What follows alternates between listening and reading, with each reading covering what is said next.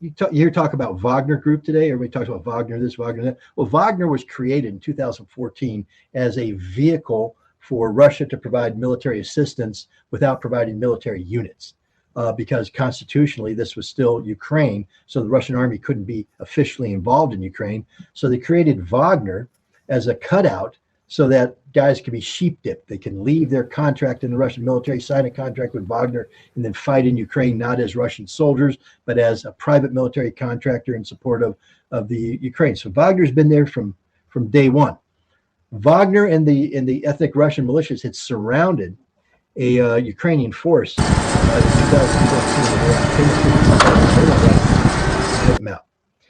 And the Ukrainians begged the French and the Germans to intervene, and they did. Angela Merkel led the charge. And, Vladimir Putin has since then said the worst mistake he ever made was listening to them. What he should have done is just killed all those Ukrainians and ended this fight right then and there. Then we wouldn't have this war.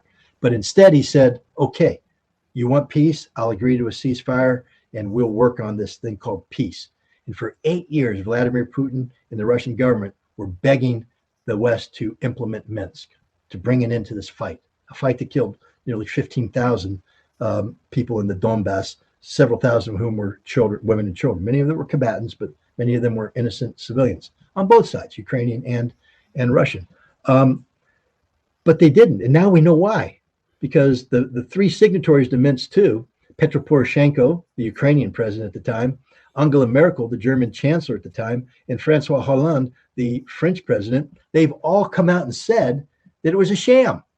Minsk was a sham. It was never a legitimate peace agreement. It was designed to buy time to do what? To allow NATO to train a Ukrainian military capable of defeating the Russians in the Donbass and Crimea. So the only people talking about war here are the Ukrainians and NATO, and they're lying about wanting peace because it's a sham and they admit it. Putin is saying, no, let's do peace. I want to do peace. Even in October of 2021, after they shut down Minsk forever, he tried one last thing. Remember the draft treaties that he provided in December of 2021 to NATO and the United States, saying, hey, all I want from this is, for you to respect my legitimate national security interests, for you not to have NATO right up against my borders. I want a new European security framework. Let's talk about it. And he said, please, all I want you to do is read it and talk about it. But if you ignore it, then you leave us no choice. And they ignored it. And now, Ukraine had 60 to 90,000 NATO-trained troops ready to launch an attack against the Donbass. And Russia carried out what's called preemptive collective self-defense under Article 51 of the United Nations Charter. A lot of people disagree with the legal, legitimacy of this. I'm just telling you what the Russians say they did. And history has proven them right, because NATO was preparing the Ukrainian army to attack Donbass and using peace agreements as a cover. What was Russia's objective in this war? And this is the important part for understanding where Russia's coming now. Because I, like many others, thought Russia was just going to steamroll the Ukrainians. I mean, I straight up said this war is going to be over in a week. And it should have been over in a week. There's no way the Ukrainian army should have been able to stand up to the full weight of the Russians. But the Russians didn't come in full weight. They came in lightweight, hand tied behind the back, a special military operation. And it confused me because I'm like, why would they do this? Why would you ever do something like this? And the answer is they weren't seeking to conquer Ukraine. They were seeking to compel Ukraine to the negotiating table. And we see 3 rounds of negotiations in early March. They started a week after the military operation began. And by 1 April, they had a peace treaty done. Russia and Ukraine had come up with the peace treaty, which met all of Russia's criteria. Basically, Ukraine will not be a member of NATO. Donbass will be liberated. Crimea will be Russia, but everything else is Ukraine. You can keep your army. You can keep Zelensky. You can do whatever you want. You just can't be a member of NATO. And the Ukrainians were going, okay, we'll do this. And then Boris Johnson flies in and sabotages the agreement. Ukraine pulls out. And now we know from the head of the Ukrainian intelligence service that whole negotiation was a sham, that the Ukrainians were simply buying time so that NATO could get its act together to figure out what the next level of support would be, which we found out in May became the new Lend-Lease Act. Tens of billions of dollars worth of equipment poured into Ukraine, allowing them to reconstitute what was a de facto defeated military. Their military had been crushed by the Russians by June. Russia had won this war, but we poured in tens of billions, reconstituted, and it changed the game. Now Ukraine carried out offensive operations against an overextended Russian force, recaptured Kharkov, took over the right bank of Kherson, and then the Russians responded by stabilizing the front and then mobilizing 300,000 men, probably about 500,000 once you count the volunteers. And they trained them. These guys were all experienced veterans, but since September, they've been receiving fresh equipment and intensive training, and they're ready to come in and swamp the Ukrainians, who have during this time been engaged in very bloody fighting, where they have lost basically, up to 800, 1,000 men a day, especially in Bakhmut. Very heavy fighting there. Some people say 10 to 14 brigades worth of troops eaten up. That's 4,000 to 5,000 men per brigade. Do the math. That's a lot of people. 90% casualty rate of the battalions committed.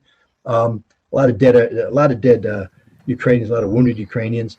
But Russia's getting ready to swamp them. I mean, Russia's going to clean house. That's my assessment. I mean, this isn't going to be quick and easy. War is never quick and easy. No plan survives initial contact with the enemy. And as I previously said, the Ukrainians are pretty darn good. So they're going to put up a fight. They're going to try their best to defend, but the Russians are going to swamp them. And I think Russia will militarily defeat Ukraine by the end of summer, early fall of this year. But is that what victory looks like? See, victory for Russia has two aspects to it. The first is demilitarization. And that means that Russia is going to destroy the Ukrainian military. They're going to demilitarize it. So if you're Ukrainian carrying a weapon, you either surrender, you get wounded and evacuated, or you die. All this NATO equipment we're talking about sending in will either be destroyed by Russia or captured by Russia. It's not going to have any impact on the battlefield. That's just a straight up statement of fact. But now there's a more complicated part: denazification. That's the political side of this fight. How do you denazify Ukraine? And some people believe you can only denazify by occupying all of Ukraine. Ukraine's a big country, very big country. And Russia got in trouble in the special military operation by only coming in with 200,000 troops because they didn't want to mobilize at that time. They didn't want to go to war. But when you have 200,000 troops on a 1,200 kilometer front, that means you got 120 guys per kilometer, but you don't, because those 200,000 aren't all on the front. Anybody who's been in the military knows that the majority of them are actually in the rear with the gear, pogues, doing the communications, the logistics and all that. There's only about 60 to 80,000 of them on the front line, which now means you got 60 to 80 guys per kilometer of front. That's not a lot of guys. And the Russians had basically created an untenable situation when the United States and NATO poured tens of billions of dollars into the Ukrainian military, reconstituting 70,000 guys with fresh equipment, fresh tactics, etc.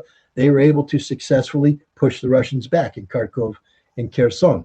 But in doing so, they suffered horrendous casualties. And now the Russians have mobilized, and they're getting ready to swamp. They got about 700,000 dudes armed with the best equipment in the world, going up against around 200, maybe 225,000 Ukrainians whose equipment, as I said, they're out of ammunition. They're out of tanks. They're out of artillery. They're out of everything except courage. And courage doesn't hack it when you get stormed on by this. So the Russians are going to win that battle, but they still have they don't have enough troops. If they make the same mistake of trying to take all of Ukraine, you'll run into that overextended position again. So how do you denazify? The Russians are getting ready to launch their equivalent of the strategic air campaign. And we've already seen sort of a lead up to this. Russia has destroyed the electrical power generation capability of Ukraine. Ukraine's pumping out with 30-40% capacity right now, and that can be shut off very soon, and it will be shut off very soon. Russia's getting ready to drop all the bridges, close all the rail tunnels, close all the rail lines. Russia's going to turn Ukraine into a third world Stone Age type. They're going to collapse the society, collapse the industry, collapse the infrastructure, and in doing so, they will collapse the political support for the Zelensky government, which is the goal and objective here. They want to have regime change take place so that a new Ukrainian government can be inserted, one that will agree to constitutional changes that outlaw Stepan Bandera's ideology, outlaw political parties that support Bandera ideology, and forever prohibit Ukraine from joining NATO. That's denazification. That may take a little bit longer than demilitarization. I think the shooting part of this war will be over come the end of summer, early August, but the political aspect of it will probably drag in through the winter of 2023 into 2024. So that's where I see things going right now. But there's some wild cards. We don't know. What is Poland going to do? Is Poland going to make a grab for Western Ukraine? If they do so, then Belarus gets dragged in. Is Ukraine going to work with Moldova and Romania to try and make Transnistria an issue down south? So to compel Russia to divert forces away from their current offensive direction, which I believe is towards Kharkov and securing all the 4 Russian territories, and instead have to go to Odessa to link up with Transnistria and save them. So there's some wild cards in there. And as I said earlier, no plan survives initial contact with the enemy. And anybody who thinks they have a crystal ball that sees all and knows all is a fool. I gave you my assessment because you asked my assessment. But if I were anybody, I wouldn't go to Vegas and put money on what I just said, because there's a lot of fighting left to be done. There's a lot of stuff waiting to happen. And we just don't know how this is going to end. I believe it's going to end with the Russian victory. I think all the math adds up to that. But that victory is not going to be easy. It's going to be bloody. And there's plenty of opportunity for people to make mistakes and have the outcome altered by those mistakes.